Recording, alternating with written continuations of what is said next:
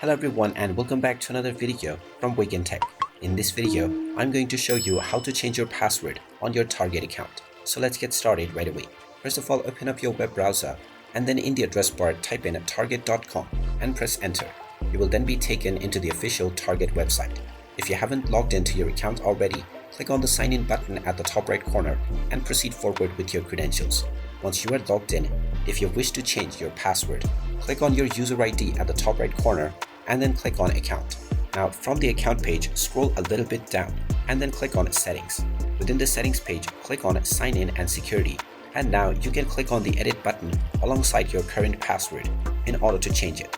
You will then be asked to enter your current password followed by your desired new password. So type in your current password first and then enter your new password underneath. Make sure that you meet the criteria that are defined for your new password.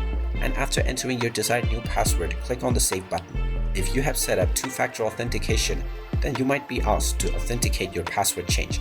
Otherwise, your password will be changed immediately. And there you have it. That is how easy it is to change your password on your Target account. If you find this video helpful, make sure you hit that like button and subscribe to our channel if you haven't done so already. Also ring that notification bell to never miss another update from us. Thank you for watching and I will see you again in the next video.